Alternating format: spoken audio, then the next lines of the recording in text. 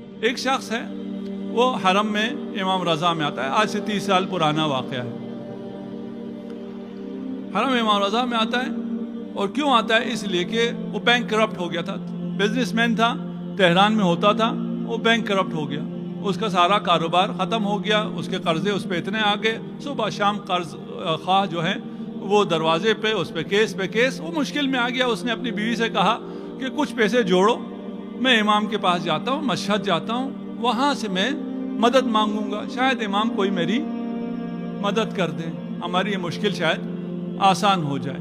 اس کے اپنے پاس تو کوئی پیسہ رہا نہیں تھا، بیوی نے کچھ پیسے جوڑے، اس کو کرایہ کر کے دیا، اور وہ ان پیسوں کو جیب میں ڈال کے مشہد پہنچ گیا، زری کے سامنے گیا۔ خدا ہم سب کو یہ زیارت نصیب فرمائے۔ جو گئے ہیں وہ جانتے ہیں کہ جو بھی مشکل ہو وہاں ساری مشکلات حل ہو جاتی ہیں، انسان کو سکون آ جاتا ہے، مشکل حل ہونے سے پہلے اطمینان ہو جاتا ہے کہ میری مشکل حل ہو گئی ہے۔ یہ شخص بھی کہتا ہے میں دعا کر رہا تھا، دعا کرتے کرتے مجھے سکون سا مل گیا، مجھے یقین ہو گیا میری مشکلات حل ہو گئی۔ اب تو جاؤں گا، تہران پہنچوں گا تو پتہ چلے گا مشکلات حل ہوئی یا نہیں ہوئی، لیکن یہاں جب سکون آیا، میں نے شکریہ کیا امام کا اور میں واپس چل دیا۔ اگر آپ گئے ہوں تو آپ جوتے رکھتے ہیں، کفشداری ہے، اس کو ایک ٹوکن سا دیتا ہے، اس نے جیب میں ہاتھ ڈالا ٹوکن نکالنے کے لیے، دیکھا جیب کٹ گئی، ٹوکن بھی نہیں ہے، وہ جو تھوڑے سے پیسے تھے واپسی کا کرایہ تھا، دوپہر کا کھانا تھا، وہ بھی جیب سے چلا گیا۔ اب اس کے دل میں طرح طرح کے خیال آنا شروع ہوئے کہ میں امام آپ کو دینے والا سمجھ کے آیا تھا، یہاں تو آپ نے جو کچھ میرے پاس تھا وہ بھی لے لیا۔ کہا واپس جاتا ہوں، امام سے گلہ کرتا ہوں۔ زری کے سامنے آیا، سلام کیا،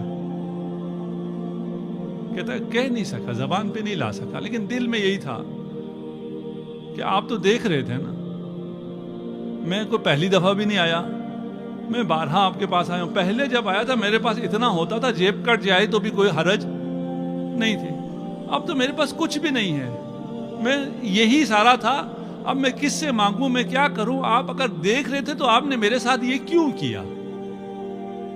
آپ نے یہ کیوں لینے دیا کسی کو؟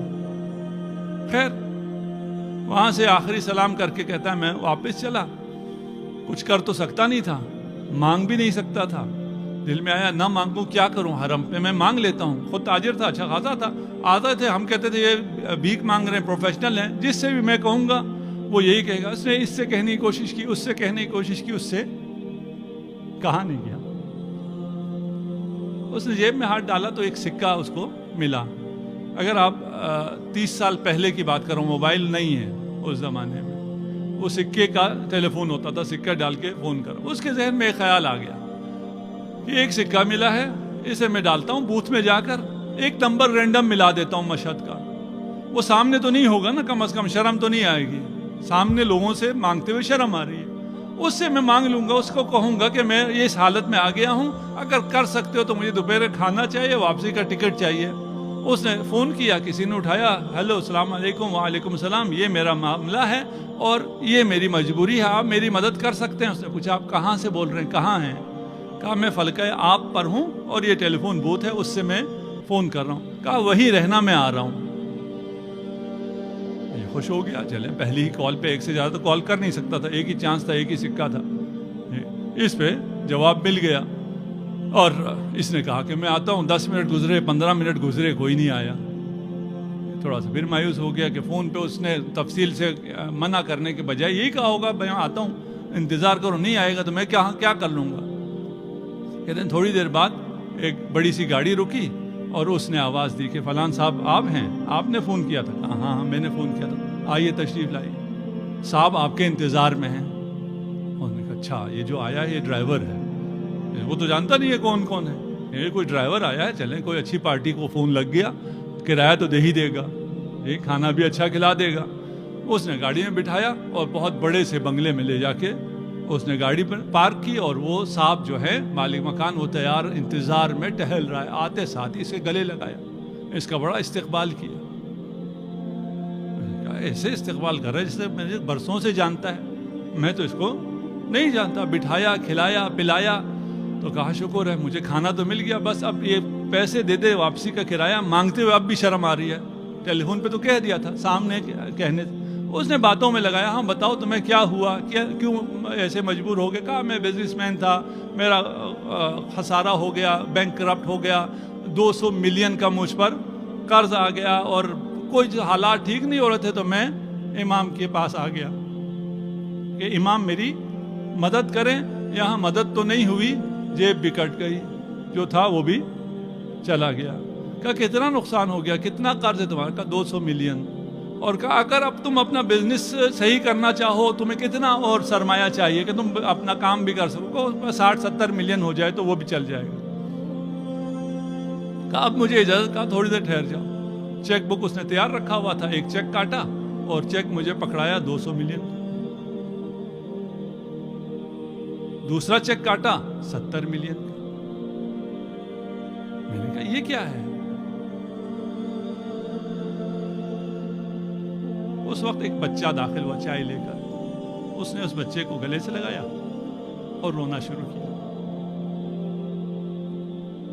یہ کہتا ہے رونا تو مجھے چاہیے تھا, خوشی سے مجھے رونا چاہیے تھا, مجھے اتنا بڑا سرمایہ مل گیا اور دینے والا رو بھی رہا ہے, شکریہ بھی ادا کر رہا ہے.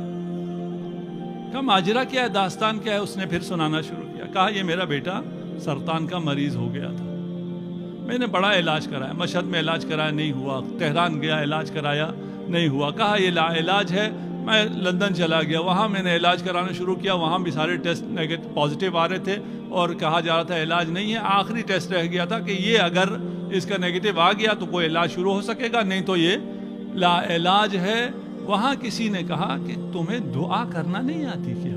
ایک آدمی ایسی آیا کہ دعا کرو, کسی کو وسیلہ بناؤ, تمہارا بچہ اب ان علاج سے بچ نہیں سکتا.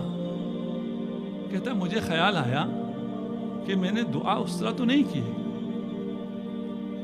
ہم دعا پڑھتے ہیں نا, کل ہو سکتا ہے ہم قیامت کو جا کے کہیں خدا سے, خدایا میں ہر جمعرات کو دعا پڑھتا تھا, میں ہر جمعرات کو دعائے کمیل پڑھتا تھا, اور فلاں قاری کے ساتھ جا کے جس کی بہت اچھی آواز ہے میں دعائے کمیل پڑھتا تھا.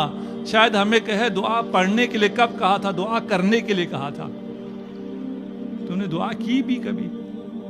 یہ صرف پڑھتے رہے. یہ کہتا ہے میں دعائے کمیل پڑھنے کے لیے بہت جاتا تھا, حرم بھی جایا کرتا تھا, لیکن دعا میں نے کی نہیں تھی. اس شخص نے جب کہا دعا کرو, کسی کو وسیلہ بناؤ, تو میں نے امام رضا کو وسیلہ بنایا. میں نے کہا امام اگر آپ نے میرے بیٹے کو شفاعت دی تو میں آپ کی زائر کی عزت کروں گا, آپ کے زائر کی حاجت روائی کروں گا. کہتے ہیں جو آخری ٹیسٹ آیا تو وہ نیگیٹو تھا. اور ٹیسٹ کیے, میرا بچہ, انہوں نے کہا اس کو تو کچھ ہے ہی نہیں, اسے تو شفا مل گئی ہے. میں نے کہا کوئی علاج, کوئی آپریشن, کوئی کیمو تھراپی, کوئی ریڈیو تھراپی کا کچھ بھی نہیں, جب اس کو کچھ ہے ہی نہیں. میں بچے کو واپس لے کے آیا اور میں نے یہاں بھی سارا دوبارہ ٹیسٹ کرایا, سب نے کہا یہ بالکل صحیح ہو گیا. انسان ہے, اتنی بڑی چیز ہونے کے باوجود بھی وہ بھول جاتا ہے. کہتے ہیں میں اپنا وعدہ بھول گیا. میں نے جو امام سے وعدہ کیا تھا کہ میں کسی زائر کی مدد کروں گا, اسے خوش کروں گا, میں بھول گیا. کل رات امام میرے خواب میں آئے کہ تجھے اپنا وعدہ یاد ہے, میرا زائر کل آ رہا ہے, وہ پریشان حال ہے, اس کی مدد کرنا. میں پریشان تھا کہ میں اس زائر کو کہاں سے ڈھونڈوں, مجھے کیا پتا وہ کون سا زائر ہے جو پریشان حال ہے, اس کی پریشانی کو میں نے برطرف کرنا ہے.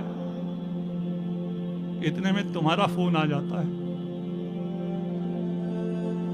ہمیں سمجھ میں نہیں آتا کہ ہم سے کبھی کبھار جو لیا جاتا ہے وہ دینے کے لیے لیا جاتا ہے.